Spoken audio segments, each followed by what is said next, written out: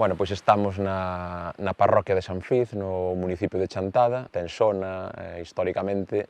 por estar ligada a súa ribeira á produción de viño, especialmente por tanto xente da vila como para, evidentemente, os veciños da propia parroquia de San Fiz. Existía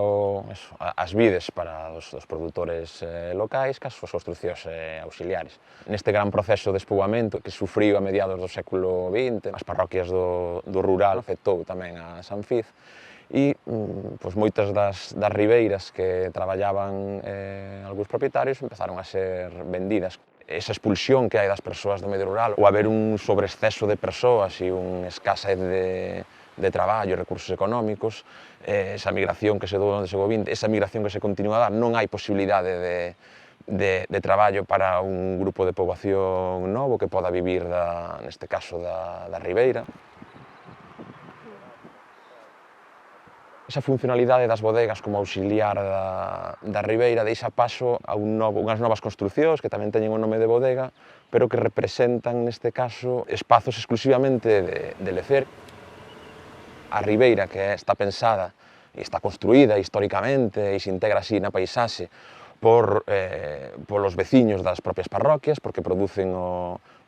viño, cultivan a vide, e estamos vendo como hai unha transformación recente do uso desa viña como exclusivamente para lecer, incluso para caprichos de determinadas persoas con un nivel adquisitivo alto que compran aquí un terreo que a un precio moito máis alto do que se está pagando noutras áreas de Ribeira de Chantada e xenera unha sobrevaloración ou un sobrecoste do prezo da terra nesta enclave concreto de San Fiz. O que hai unha depauperación territorio polo exceso de construción de determinadas bodegas para uso e capricho de determinadas persoas e non de apoio de cultivo da vide. Os propietarios que se dedican á produción do viño teñen problemas pois, cas diferentes pestes que se poden dar á vide, co mantemento das propias muras, que a pedra ten un coste elevado, hai unha problemática de acceso á auga, e a administración debería responder ás necesidades e ás demandas dos produtores que traballan a terra. Sin embargo, a Xunta de Galicia ven de presentar o plan de ordenación da Ribeira de San Fiz, no que realmente non se está plantexando a mellora das condicións ou un apoio ao produtor da vide, sino que simplemente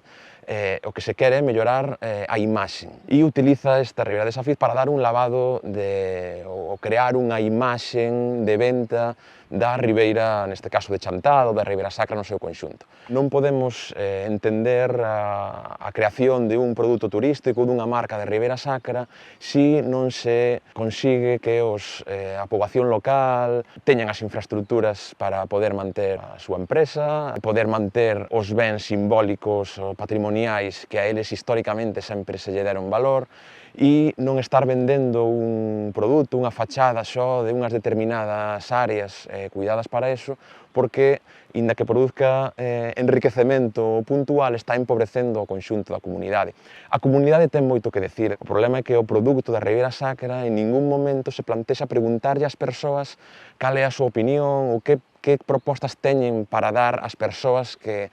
podemos recibir. Esa etiqueta que crearon, esa marca que crearon de Ribeira Sacra, si ten valor pola súa diversidade. En ningún caso se pode unificar a idea de Ribeira Sacra entendendo que toda a poboación se identifica con elo, porque non é real. Non existe relación histórica nin actual entre os veciños de Chantada e os veciños de Parada de Sil,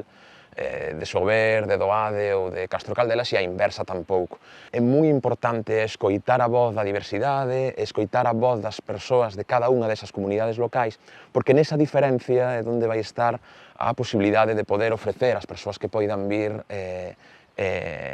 algo. E iso non se está absolutamente facendo.